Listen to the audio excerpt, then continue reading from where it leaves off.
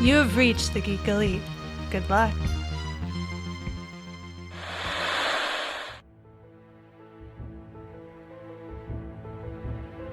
Can you believe we've been friends for 7 years?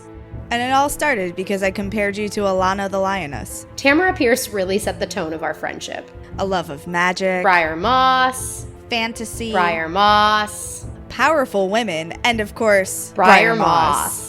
I'm Anna. And I'm MJ. And we invite you to join our Circle of Friendship, where we do a chapter-by-chapter deep dive into the Circle of Magic series by Tamara Pierce. We answer important questions like, how does Moonstream let certain dedicates take care of children? Can you imagine anyone else but Mandy Patinkin playing Nico? Knives, Briar? And knives? Join us every other Monday at cofpodcast.libsyn.com or wherever you download podcasts. But seriously, knives?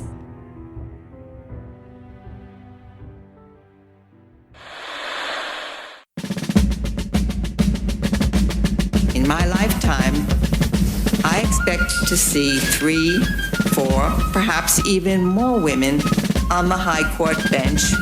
Women not shaped from the same mold, but of different complexions.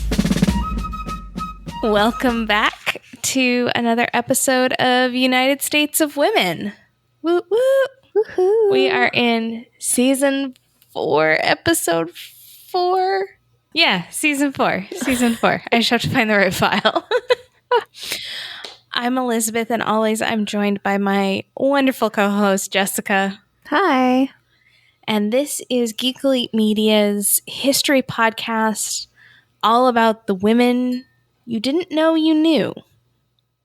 So, as Jessica stated, as we were trying to decide what season we're actually in, we are in the great state of Georgia still. Yay. Clearly, I've had a few too many glasses of this wine. But it's really good wine, to be fair. To be fair, it is well worth it. So this episode, I'm titling Coca-Cola Queen. Okay. I like Coca-Cola. Right? It's got something for everybody. Yeah. And we'll get into a little bit of the Coca-Cola history, but not a ton, because quite honestly, Coca-Cola could be its own podcast. Yeah. The amount of shenanigans that went into the formation of the Coca-Cola company, kind of ridiculous. But today, we are going to be talking about, and I'm going to butcher this name, Lettie Pate Whitehead Evans. Lettie, for short. Lettie? Okay. At least that's how I'm choosing to pronounce her nickname. Lettie. Yeah, Lettie. Sounds right. Right? That was kind of my thought. So Lettie was born February 21st. Way to go, February birthdays. 1872 in Bedford County, Virginia. Her parents were Elizabeth Stagg and Cornelius Pate. P-A-T-E. I'm assuming it's Pate. Yeah. Could be Pat. Yeah. Not sure if it's French or not. And he was a dry goods merchant. I still laugh when I see Cornelius because all I think of is The Fifth Element. There's very, very little about Lettie's childhood. I mean, like, none of our listeners can see, but I'm hoping you can see, Jessica. Like, I've got the space for her childhood. And there's nothing. And there was nothing. There was literally nothing. I know that she was educated through the Episcopal Church school in Bedford County. And I know that she showed an aptitude for learning and philanthropy. That was the full extent of any of the biographies. And this one was interesting. Lots and lots of sources, but all short. Like, nobody seems to have done like a real, at least not that I could find, a really big in-depth biography of her. Huh. Which will seem weird when we get into all of the things she's done. Huh. Interesting. So, yeah. But in any case, we pick back up November 8th, 1894, when her history seems to actually begin. She married Joseph Brown Whitehead from Mississippi. Okay. And he was an attorney, and they moved to Chattanooga, Tennessee. Side note, that's where my brother's fiance is from. Oh, hey. So he practiced law in Chattanooga, and they had 2 sons. Joseph Brown Whitehead Jr. and, because I'm going to butcher this name, Conkey Pate Whitehead. Okay. It's Conkey, Conkey. Ah. And Joseph B. Whitehead Jr. So everything's kind of going along. In 1899, JB, which is what her husband is referred to from henceforth, JB had this grand idea, I am assuming in a tavern one night after a long day of hearings. Like, that's my assumption. Most grand ideas happen then. Right? And he partnered with Benjamin F. Thomas, who was another attorney in town, and they decided that Coca-Cola should be bottled. Okay. Because as of 1899, Coca-Cola was only sold in fountain style, at soda fountains. Alrighty. All right. So, quick little history on Coca-Cola.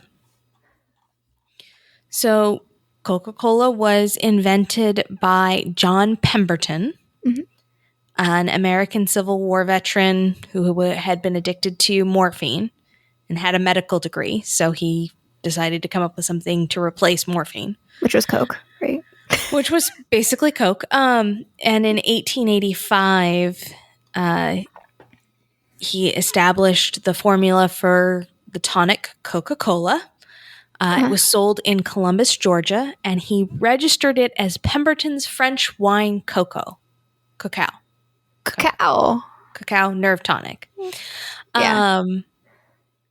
It was most likely inspired by the French Corsican cocoa wine called Vin Marni, but it added the African cola nut, which is the source of Coca-Cola's caffeine. Yeah. That same year, there was a Spanish drink called Cola Coco, and it won a contest in Philadelphia. Eventually, Coca-Cola would buy the rights to Cola Coca in 1953, but I digress. Then, 1866, we get into the temperance movement. So, Pemberton basically marketed Coca-Cola as a temperance drink. And the first real big sales as a temperance drink were in Atlanta, Georgia on May 8th, 1886, where it was originally sold for 5 cents a glass. Which is where you get the 5 cents for Coca-Cola. He got a patent for the medicine. He claimed that it cured morphine addiction, indigestion, nerve disorders, headaches, and impotence. I mean, it was Viagra before Viagra. Yeah, but like also at the same time, everybody was claiming that everybody did something or everything did something. Yeah. Which, I mean, they're not necessarily wrong. Like when I was dealing with a lot of nausea when I was a teenager for reasons why girls get nausea once a month. I would every morning have a flat Coke and it significantly helped. So like, yeah, I mean, it's like, it's not a lie, but it's not the truth either, but it's witchcraft. Yeah. So now we get into the 1880s and there's here's the thing. Pemberton doesn't seem like the best businessman because by 1888, there are 3 versions of Coca-Cola sold by 3 separate businesses. Okay. And they formed this kind of co-partnership between Pemberton and like 4 Atlanta businessmen. And then separately, there was a quote-unquote verbal agreement by Asa Chandler, who would end up forming the Coca-Cola company, claiming that he owned rights to the formula. So Pemberton gave the exclusive rights to the name Coca-Cola to his son Charlie. Okay. But multiple people had rights to the formula. Like they could continue to use the other formula. They could use the formula. Interesting. Yeah. So you end up with like Yum Yum and Coke, Koke. Like you end up with some weird things. In any case, Charlie Pemberton, the son, basically useless. And so Asa Chandler became the one who was like, he was going to make this a big thing. Make this a big thing. So he started buying up everybody's rights. Yeah. And in 1892, he created the Coca-Cola Company. Okay. Okay. All the initial records for the Coca-Cola Company were destroyed in 1910. Ooh. During the transfer to a new corporate office. Ooh. Yeah, it's not suspicious at all. Oh, right. But in 1888, towards the end of 1888. So, so this is all occurring like within the span of a couple of years. 1888, August 16th, 1888, John Pemberton, the creator of Coca-Cola, dies. Ooh. And Asa Chandler then basically swoops in and gets Charlie Pemberton to sign over the rights to the name Coca-Cola. Okay. Charlie Pemberton was an alcoholic and an opium addict. And that wouldn't have been a hard sell. Exactly. And basically he bought it for $300 for the name. Wow. Charlie Pemberton was found just a few years later unconscious and died at the age of 40. Wow. You believed to be due to an opium overdose. Yeah. So it's, super fantastic. He didn't drink enough Coke, I guess. It's supposed to help with morphine, so. But I digress. It's now 1899. Mm-hmm. And Benjamin Thomas and J.B. Whitehead proposed the idea of bottling Coca-Cola and were so persuasive for Chandler that he signed a contract giving them exclusive control to produce to bottle Coca-Cola for $1. Wow. And this would end up being a massively huge mistake on Chandler's part. And Lettie Evans, our lovely Lettie Evans, would use that to her full advantage over the coming decades. So the entire contract specified that the bottles had to be sold for 5 cents each, and there was no fixed duration for how long that contract was, which is why you ended up with the fixed prices for Coca-Cola from 1886 to 1959 because of this one contract for $1. Wow. Yeah. So needless to say, Lettie's first husband, does a killer job in making this contract. This is why you don't contract with lawyers without your own lawyer. And the bottling company just blew up. They ended up having to subdivide it into 4 different bottling companies. Wow. And then even beyond that, basically outsourcing. Mm-hmm. And they ended up splitting their partnership with Joseph Thomas taking basically the southwest and western parts of the country and JB taking the southeast, eastern parts of the country. kind of how but they primarily operated in the South, so it was mostly Southwest versus Southeast. And this occurred in 1900. So they literally like blew up so fast that they could split the company in 1900. Wow. Right? With this split, JB moved the family to Atlanta, where both he and Lettie became huge in the business and in society and in philanthropy in Atlanta. Mm-hmm. JB then suddenly passed on August 27th, 1906, so mere 6 years after this, of pneumonia while on a journey back to Virginia to visit Lettie's parents. Yeah. So he left her as a 32-year-old widow with 2 young sons, 15 and 10. Huh. So like super, like she immediately took over all of the business affairs. Yeah. And she created the Whitehead Holding Company and the Whitehead Realty Company to basically organize and protect assets. Mm-hmm. And then she began actively managing the bottling companies. Her sons would eventually, as they got older, join her in those businesses and manage the various affairs. Fast forward a bit, December 2nd, 1913, she marries Arthur Kelly Evans, a civil engineer and retired Canadian Army officer. Ooh. Yeah. She just does not really have luck when it comes to husbands and marriages, but he became ill en route from Atlanta to New York where they had planned to get married. And instead he had to be operated on in Lynchburg, Tennessee, where they ended up getting married instead at his hospital bed.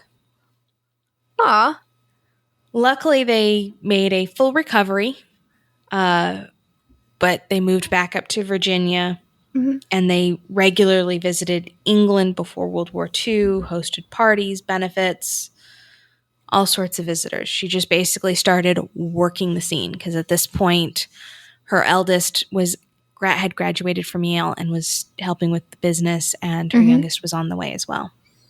Wow. Doing all this wining and dining. Parallel to this, in 1923, Robert W. Woodruff becomes president of the board of directors of the Coca-Cola Company. Okay. He happens to be really good friends with Lettie.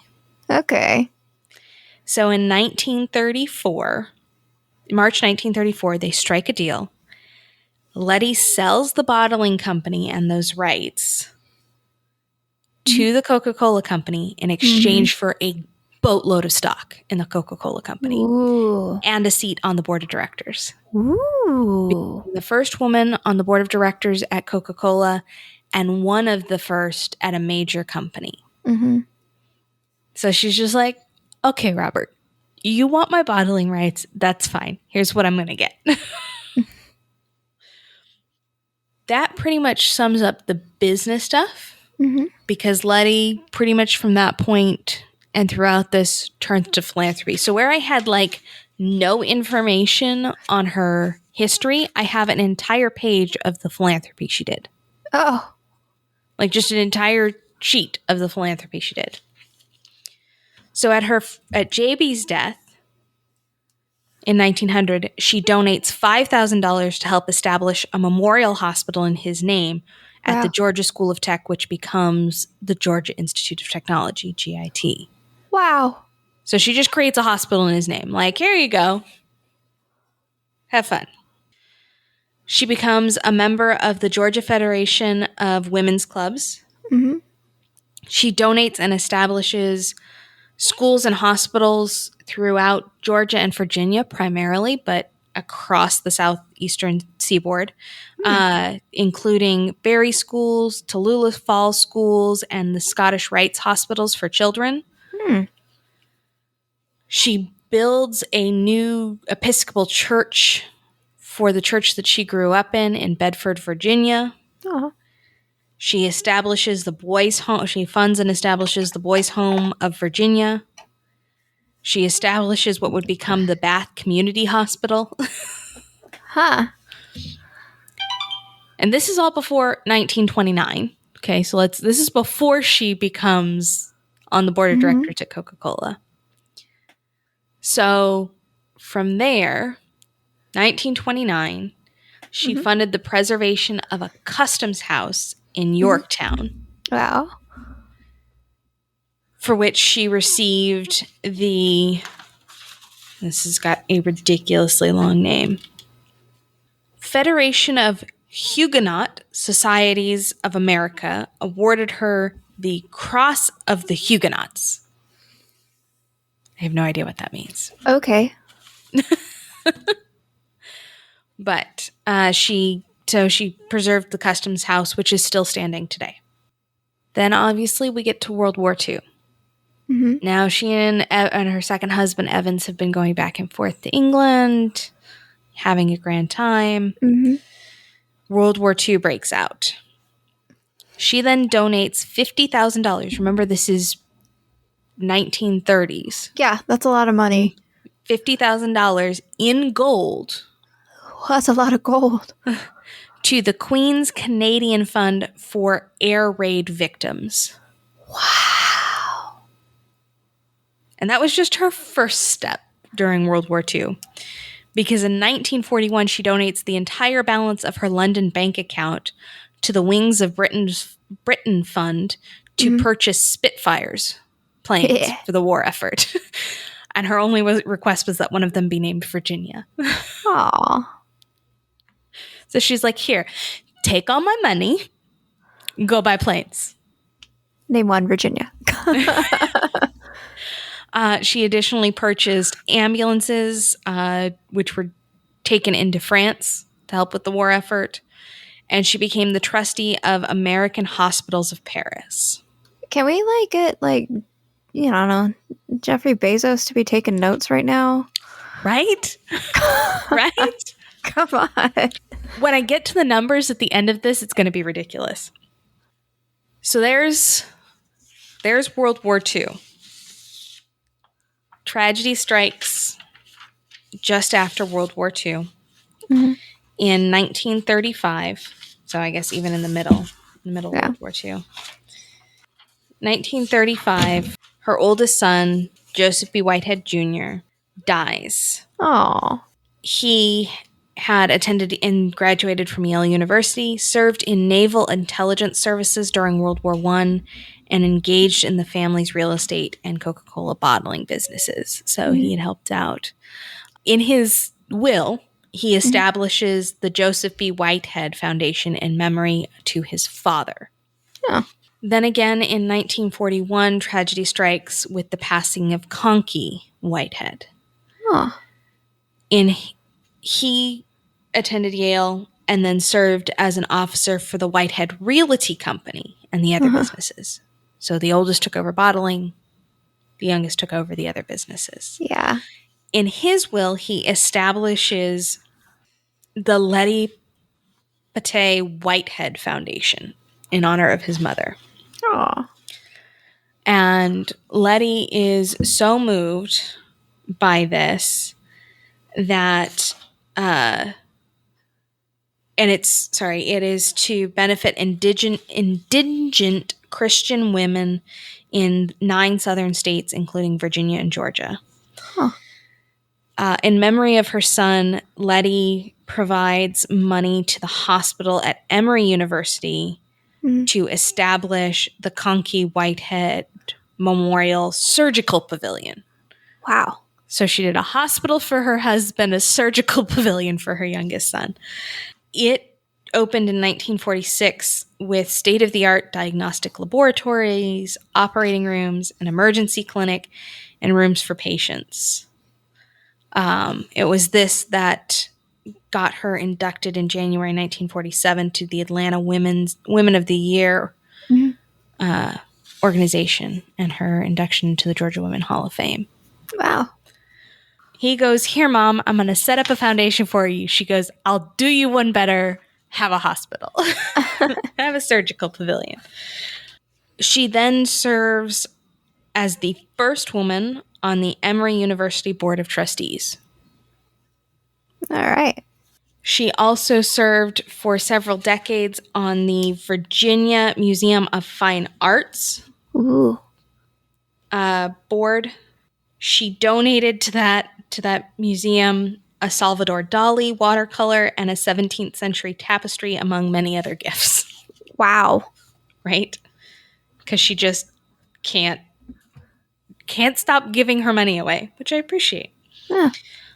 By the time she passed, and she passed on November 14th, 1953, she had donated over $150 million to 130 organizations.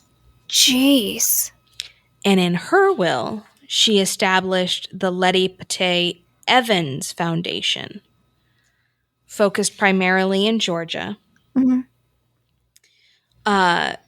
along with named beneficiaries for the foundation managed an additional fund for 14 specific beneficiary organizations.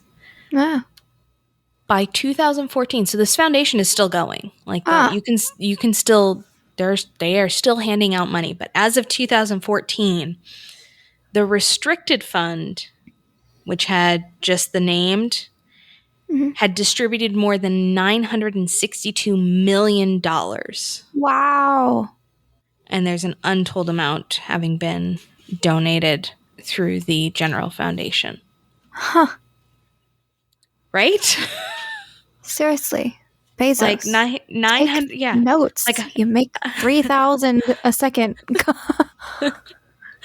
Like it is, I just like, I look at it and I go, okay, so we get none of her childhood, but she clearly made up for it Just in her later life. So that is the story and history of the Coca-Cola queen, Lettie Pate Evans, a woman who knows how to take fortune by the horns. yeah. I still can't, like, the fact that they bought the bottling rights for $1.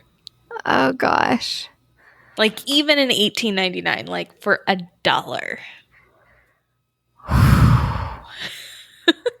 That's so much money. They made so much money. They did. But clearly, the universe was looking out because they're like, no. Give the money to these people. Mm-hmm. Because they're just going to spend it on donations to everybody. Yep. So, it's an interesting, and clearly she could have been Georgia or Virginia, but with the amount that still goes to Georgia charities through the Lettie Evans Foundation, which you can still go onto their website. They are still donating tons of money to all sorts of charitable causes. Their grants currently focus primarily on education and arts. Huh. Oh, wow. They got a pretty picture of her painting. Not Right? picture. That's a nice dress. So, a lot of their, the education grants for 2020 were to the Children's Healthcare of Atlanta, the Westminster Schools, the Virginia Theological Seminary, for a total of $8.2 million. They did $6.2 million for arts and cultures to the Atlanta Opera, the Center for Puppetry Arts, the Children's Museum of Atlanta, the Community Foundation for Greater Atlanta, Fernbank Inc., Historic Oakland Foundation, the Robert W. Woodruff Art Center, because they're still friends, and the Theatrical Outfit. Wow. And then another $5.5 million to Human Services, the Westminster Canterbury Foundation, and the YMCA of Atlanta. So, and that's just the 2020 grants, like, for a total of $21 million last year donated. Huh. Interesting. But yeah. That's cool. that's all I have on Lettie Pate Whitehead Evans. Then I'm probably butchering her name, and listeners are screaming at their microphones for. Probably. But at this point, if they haven't figured out that I can't pronounce things, they clearly are not listening to our podcasts. Any last thoughts? Oh, just, I don't know. Have wealth, give wealth. Right? Yeah. Right? Yeah. Yeah. I mostly just appreciate that, like, her family didn't seem to hoard it. Like, No, they made really it. gave They it out. lived well. Yeah. There's no doubt that they lived well. Mhm. But, like, they clearly were like, okay, in our wills, like, our children don't need, we've already given them enough. They don't need more. We We're should just going to make these foundations and start them up. Yeah. Exactly. It's great. All right. Well, if you want to reach out to Jessica to discuss the medicinal properties of Coca-Cola, where can they find you? You can find me on Twitter as JM Bailey Writes. And you can find me with the rest of Geek Elite Media at Geek Elite Media and our Facebook page /Geek Elite Media. Archived episodes of this podcast and other podcasts can be found on our network at geekelitemedia.com. Please remember to rate, review, and subscribe wherever you get this podcast. And if you've got a couple extra dollars, jump on over to our Patreon page, Geek Elite Media.